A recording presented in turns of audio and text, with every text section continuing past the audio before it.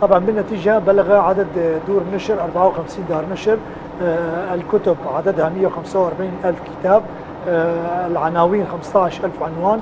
الأشكال الأدبية طبعا من الشعر، رواية، قصة، إضافة إلى كتب فلسفة، علم الاجتماع، تاريخ، إضافة إلى معاجم اللغة وغيرها.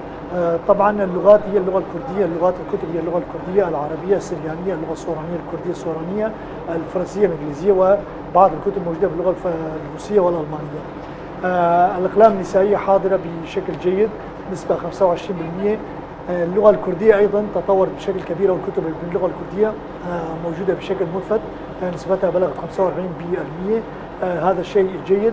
هناك بالنسبة للفعاليات، اليوم الأول لا يوجد فعاليات طبعا باعتبار أنه اليوم الأول افتتاحية. بالنسبة لليوم الثاني حتى اليوم الأخير هناك فعاليات أدبية وفعاليات ثقافية متنوعة، منها إقامة محاضرات، ندوات حوارية، فقرات فنية، أيضا حفلات توقيع الكتب. كل جناح يقوم بها للكتاب لوحدهم. لكن هذا المعرض هو فعالية مميزة جدا لأنه يسلط الضوء على الكتاب ويعتبر عرس للكتاب في المنطقة. طبعا دور النشر كما أشرنا هي من الشرق الأوسط 4 أرجاء كردستان، أيضا من العالم العربي وأيضا من أوروبا. أتمنى أن يكون الإقبال بشكل جيد. طبعا الإقبال كالسنوات الماضية كان بشكل جيد.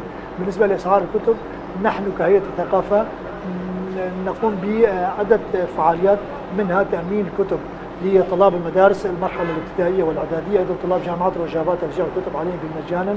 أيضا هناك بطاقات توزع على الزائرين يستطيعون بها شراء الكتاب بالمجان يعني، إضافة إلى حفلات التوقيع، هي الكتب كلها توزع بها المجان.